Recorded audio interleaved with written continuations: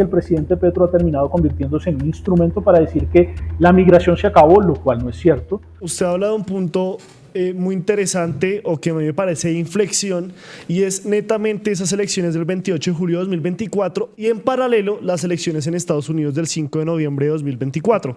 Háblenos un poco de cómo se desarrollaron esas negociaciones que en un punto apuntaban a la vuelta de la democracia en Venezuela con esas elecciones del 28 de julio que muchos acusan que fue un fraude, y si ese fue el punto de inflexión para que después, el 5 de noviembre de 2024, cuando se eligió a Donald Trump, pues dijeran sí o sí tenemos que ir por Venezuela. En el caso de Venezuela fue una dinámica particular, porque esto empieza incluso desde el gobierno de Trump. Desde la anterior administración de Trump hay acercamientos de funcionarios del gobierno de los Estados Unidos, de equipos diplomáticos, para hablar con algunos de los jerarcas del chavismo buscando una salida negociada. En medio de esa negociación que continuó con el gobierno de Joe Biden se dan unas lógicas en las cuales, por ejemplo, se libera a Alex Saab, una de las figuras claves en el proceso de lavado de activos que tiene el régimen venezolano, del cual incluso por eso estaba detenido en los Estados Unidos, pero que se utilizó como moneda de cambio en medio de estas transacciones. Igualmente ocurre con algunos de los familiares de la primera dama venezolana, y se van dando acercamientos entre la oposición y el gobierno buscando que a través de un certamen electoral se pueda retornar a una dinámica de transición que permita el retorno a la democracia. En el marco de esa negociación se crea todo un escenario para poder realizar unas elecciones primarias en Venezuela. En un primer momento el Consejo Nacional Electoral no desea hacer esas elecciones y la oposición asume la responsabilidad de hacer ese tipo de proceso de consulta interna. Cuando ya la oposición logra construir esa consulta interna, el CNE, el órgano electoral venezolano, decide participar, pero la oposición no acepta esa participación. En el marco de esas elecciones primarias, María Corina Machado gana con más del 93% de los votos, quedándose no solamente con la elección como candidata de la oposición para la elección de 2024, sino que particularmente logra construir una dinámica de liderazgo en la oposición, liderazgo que no se tenía desde que el G4 se había disuelto tras la salida del gobierno interino de Juan Guaidó. Y en este nuevo liderazgo que está encarnado en María Corina Machado tiene unos bloqueos institucionales para participar, particularmente el contralor que la sanciona se termina convirtiendo en el mismo rector del Consejo Nacional Electoral, y pues obviamente no había posibilidad de participación, se intentan con Corina Lloris. Finalmente, a última hora, incluso por fuera del horario, se permite la inscripción de Edmundo González Urrutia, se convierte en el candidato de la oposición, participan en el certamen electoral, un certamen electoral que tenía todas las desventajas para poder participar, no obstante así logran un resultado, y ese resultado se demuestra con las actas que publicó la oposición. Del lado del gobierno, el gobierno da como ganador en la noche, en la madrugada del lunes al presidente. La fecha no ha presentado las actas, no ha presentado los resultados, y de hecho los resultados matemáticos que entregó el lunes de esa semana y el viernes de la semana, al finalizar esa misma semana, matemáticamente no coinciden. Es imposible que las lógicas matemáticas permitan dinámicas electorales en las cuales de un solo y único decimal, y en la segunda de dos únicos decimales. Esa lógica matemática es imposible.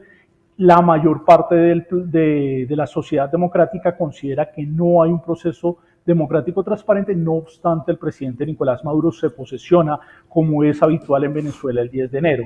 En el caso de las elecciones en Estados Unidos hay que llamar la atención en que en los tres procesos en los que ha participado el presidente Donald Trump, en los dos primeros hizo una fuerte campaña, sobre todo en el segundo, en el que perdió, en contra de Venezuela y el régimen venezolano. Era cuando utilizaba el discurso de nos vamos a convertir en Venezuela, lo cual parecía casi que increíble dentro de la política interna de los Estados Unidos, pero en esta última no lo utilizó. No fue parte de su discurso y su narrativa. Fue muy pocas las referencias que se tienen de Donald Trump al caso venezolano. Y de hecho, si uno se fija, el propio presidente Donald Trump ha hecho muy pocas referencias a Venezuela y al régimen venezolano. Han sido sus secretarios, han sido funcionarios de su tren de secretarios de lo que sería en Colombia su tren ministerial, los que se han pronunciado en contra de Venezuela, particularmente, obviamente, el secretario de Estado, Marco Rubio, quien es un conocido detractor de la revolución bolivariana. Y en este momento lo que tenemos es parte de una dinámica en la cual los Estados Unidos establecen una recompensa por la detención y captura de Nicolás Maduro, Diosdado Cabello, Vladimir Padrino, pero por el otro lado está negociando concesiones para que Chevron pueda seguir explotando petróleo venezolano. Sí, esa denominada hipocresía que algunos llaman, y también el tema de ese discurso de nos vamos a volver como Venezuela, que no solo está en Estados Unidos, sino que está en Colombia y en gran parte de Latinoamérica. O sea, ya nos hablaba también de los intereses que podrían tener o no China, Rusia y otras potencias referente al apoyo a Venezuela, pero podrían jugar un papel en esta discusión, o sea, o qué papel están jugando ellos en este momento frente a estas iniciativas que hace Estados Unidos de que lleguen embarcaciones a la costa Caribe y demás, y si podría escalarse a un conflicto indirecto entre potencias.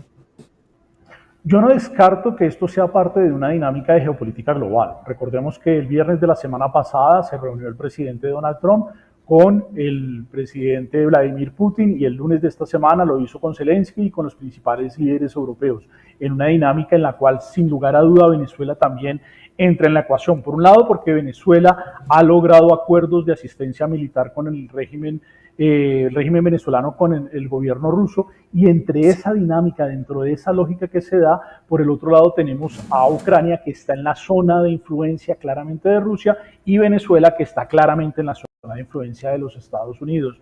Y ahí podríamos tener alguna jugada de cambio de moneda en la cual Estados Unidos busque una posición particular frente a la situación en Venezuela, porque de todas formas Venezuela sigue siendo un país interesante por sus recursos, y dentro de esta dinámica de tener que tolerar algunas de las medidas que toma el presidente Putin frente a Ucrania, puede estar tratando de buscar mejorar su posición en Venezuela, lo cual no es descartable. Es una situación bastante compleja porque Venezuela hace rato que no juega de este lado del mundo. Venezuela hoy, sus aliados estratégicos son potencias extracontinentales, y eso genera unos niveles en los cuales, sin lugar a duda, la relación de Estados Unidos-Rusia, conflicto ucraniano, también entran a jugar.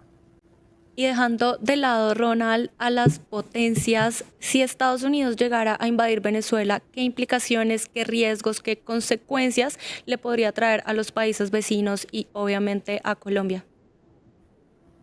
Venezuela tiene vecindad con varios países, empezando con Estados Unidos por Puerto Rico, con Francia, con Reino Unido, con Países Bajos, pero el principal vecino de Venezuela somos nosotros. El principal vecino terrestre, esos 2.219 kilómetros de frontera, pueblos de los dos lados.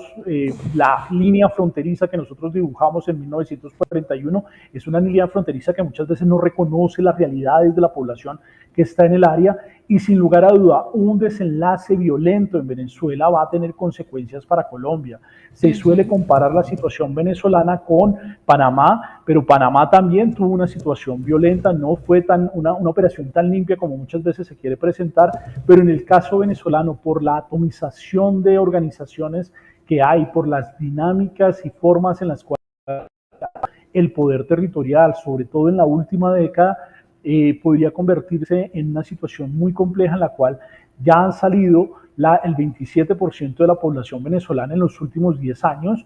Podríamos tener primero un nuevo golpe migratorio, en el sentido de que la migración nunca se ha detenido, pero podríamos volver a tener un pico importante, y en este caso particularmente podríamos tener un pico de personas que hacen parte del régimen, mandos medios y bajos, que se sabe son violadores de derechos humanos y que van a tratar de escapar de Venezuela, y lo cual va a poner a Colombia en una situación muy compleja, en una situación en la cual va a tener que determinar a cuáles actores, por ejemplo, les da estatuto de refugio, a cuáles no, cómo se va a manejar una situación en un país que va a tener dificultades para construir gobernabilidad.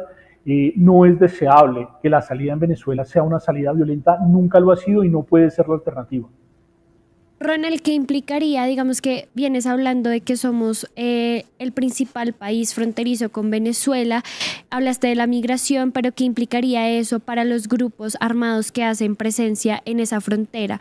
¿Qué implicaría, digamos, esta presunta tensión o esta invasión que se prevé y que de pronto sí se da para la reconfiguración de estos poderes armados ilegales e insurgentes? Hay una particularidad y es que dentro de lo que ha sucedido en los últimos años, el ELN ha crecido de forma sustancial en Venezuela, no solamente en su componente armado, sino también en su componente civil. Y una de las particularidades que llama la atención es que la primera respuesta que dio Nicolás Maduro fue la de la movilización de la Milicia Nacional Bolivariana, que es un cuerpo adicional que existe en Venezuela, en el cual se ha venido trabajando desde el periodo de Hugo Chávez, tratando de construir una especie de fuerza de respuesta contra una eventual invasión extranjera. No son 4,5 millones, no existe esa capacidad de movilización.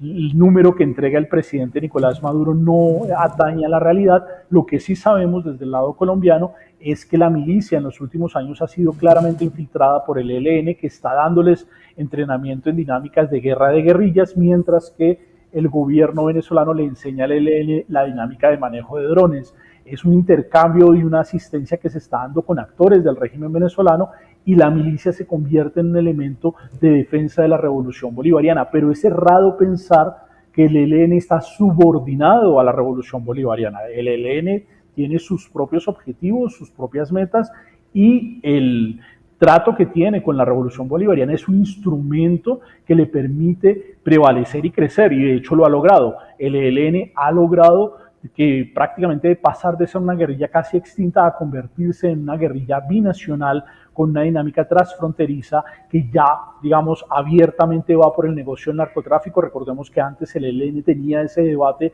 de si hacía parte o no del negocio de las drogas, hoy lo hace. Ha logrado acuerdos e incluso prácticamente está absorbiendo a la segunda Marquetalia. En Venezuela por primera vez en la historia tenemos cultivos de narcóticos, eso no sucedía, Venezuela era un país de tránsito pero no de cultivo, hoy lo es. El dominio territorial que tienen partes importantes de Venezuela donde hay explotación minera está bajo digámoslo así, el manejo, la administración del ELN, y este es un elemento que es muy importante a la hora de hablar de Colombia, porque en Colombia no vamos a poder tener paz con el ELN ni un proceso de negociación hasta tanto el ELN venezolano no se desarticule. Por eso, desde el Observatorio de Venezuela siempre hemos tenido la idea que todo proceso de negociación que se haga con el ELN, el Estado venezolano, independientemente de que lo gobierne una dictadura, debe ser un actor negociador y no un actor facilitador, porque ellos van a tener que hacer su parte en la desarticulación del ELN venezolano, que dentro de muy poco. Por el momento no sabemos si hay comandantes de origen venezolano, sabemos que hay tropas, sabemos que hay incursión importante en las organizaciones civiles venezolanas, pero dentro de muy poco van a empezar a aparecer comandantes helenos de nacionalidad venezolana. Y obviamente pues esto hace que cualquier lógica, dinámica, violenta que ocurra en Venezuela va a tener inmediatamente repercusiones para nosotros. Incluso si llegara a darse una acción en la cual saliera Nicolás Maduro del poder, la oposición efectivamente lograse controlar el país con ayuda de los Estados Unidos y empezar a perseguir a los grupos al margen de la ley, el país que tiene las dinámicas fronterizas por las cuales van a escapar sería el territorio colombiano, y eso nos pone en una disyuntiva bastante difícil. La realidad es que la situación en Venezuela en materia de seguridad es muchísimo más compleja. No existe, nunca se ha dado ninguna operación quirúrgica que pueda salir de un jefe de Estado y no tenga consecuencias. Por el contrario, hemos tenido escenarios como el de Libia, en el cual con la desaparición de Gaddafi, prácticamente Libia se convirtió en una ficción de Naciones Unidas, porque hoy Libia es un escenario de guerra donde la gente no tiene la posibilidad de tener una vida normal, de levantarse temprano en la mañana, de tomar un desayuno, de ir a trabajar. No, hoy Libia tiene unas condiciones bastante complejas y en el caso venezolano, más que parecerse a Panamá, hay una alta posibilidad, una alta probabilidad de que terminemos pareciéndonos más a la dinámica de Libia si en Venezuela no se logran controlar los grupos criminales que tienen dominio territorial y tienen dinámicas de fuerza. Ronald, en el contexto que armábamos antes de iniciar con este cuestionario, hablamos pues las diferentes alocuciones que ha dado el presidente Gustavo Petro, donde dice que los gringos se equivocan, donde habla también de un declive de Ecopetrol si llegan a meterse a Venezuela, donde también vimos un trino que le respondió a la senadora María Fernanda Cabal frente a esos señalamientos de que Nicolás Maduro sea el dirigente del Cartel de los Soles, y también vimos que Nicolás Maduro le pidió a Petro como presidente de la CELAC una reunión urgente para mirar cómo se iban a organizar esos ejércitos que hacían parte de esta organización. ¿Usted cómo ha visto la postura que ha adoptado el presidente Gustavo Petro y si cree que es la manera correcta con la que debería reaccionar Colombia o cuál sería esa manera correcta que debería reaccionar Colombia frente al papel que tiene en este conflicto de Estados Unidos y Venezuela? El éxito que tiene el presidente Gustavo Petro en política exterior es la retoma de relaciones con Venezuela. Digamos, si uno pasa estos 3 años, ¿cuál ha sido el mayor éxito en política exterior del presidente Petro? Que Colombia y Venezuela hayan podido recuperar la relación diplomática, la relación consular, la relación comercial, que se esté desmontando, porque todavía no se termina de desmontar toda la lógica de cierre de fronteras, que realmente la frontera nunca se cierran los pasos legales, pero básicamente la población no queda contenida ahí y muchas veces tiene que optar a los pasos irregulares, a los pasos ilegales, lo cual la pone en riesgo. En ese orden de ideas, la relación con Venezuela siempre ha sido importante, independientemente del régimen que la gobierne, sea una democracia como era en el pasado o ahora bajo una dinámica dictatorial. La realidad es que Venezuela es nuestro vecino más importante y con el cual tenemos que mantener relaciones. ¿No es fácil? No, nunca lo ha sido. Venezuela siempre ha sido un país con el cual hemos tenido complejidades. Tardamos más de un siglo en poder construir nuestra frontera terrestre y aún no hemos podido construir nuestra frontera marítima. No obstante, la recuperación de la relación no significa terminar haciendo caja de resonancia a las interpretaciones que hace el régimen venezolano. Ahí hay que tener muchísimo cuidado porque el presidente Petro ha terminado convirtiéndose en un instrumento para decir que la migración se acabó, lo cual no es cierto, que Venezuela se está recuperando. No, Venezuela sigue siendo un país en emergencia humanitaria compleja y prolongada, que los venezolanos están teniendo una dinámica de participación política. No es cierto, lo hemos visto. Una de las características que tiene la actual situación es que el régimen se ha decantado por mantenerse en el poder a partir del uso exacerbado del aparato coercitivo y obviamente pues eso genera una tensión al interior de la política interna de Colombia y un particular acercamiento del presidente Gustavo Petro a las narrativas del régimen venezolano. ¿Cuál es el problema real? Y nosotros desde el Observatorio de Venezuela lo hemos señalado desde el primer momento. El objetivo del presidente Petro es conservar la relación con Venezuela después del 8 de agosto de 2026. Dejar los suficientes instrumentos institucionales para que la relación no se vuelva a romper, para que no volvamos a perder nuestra presencia consular en Venezuela. No sabemos cuántos colombianos hoy residen en Venezuela. Los números que se han manejado en el pasado son números que distorsionan la realidad.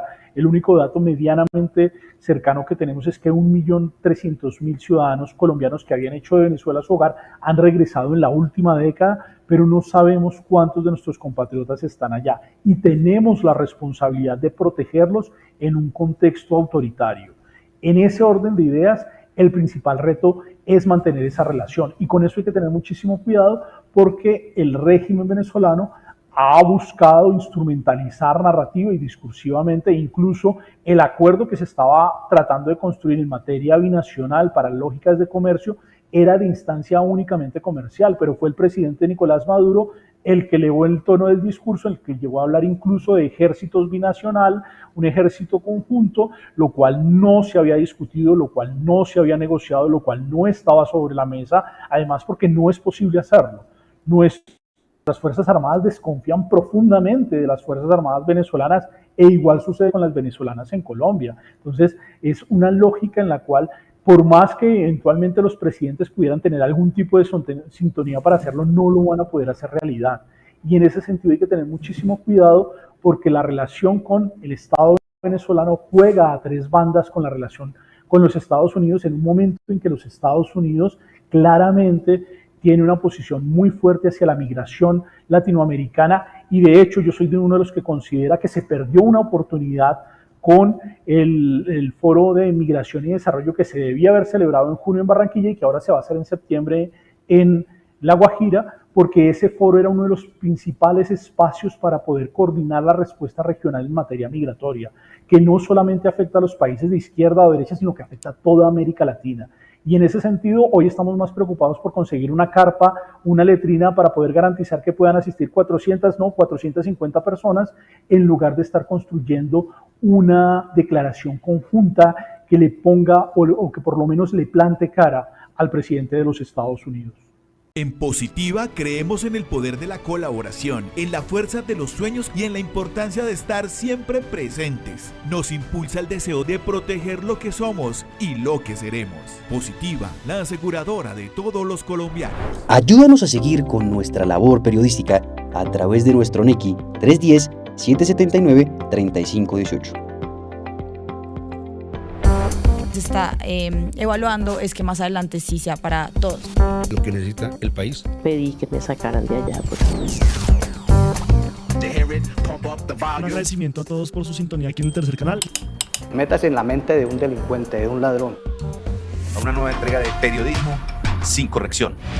Pasión todo locura y estamos muy contentos.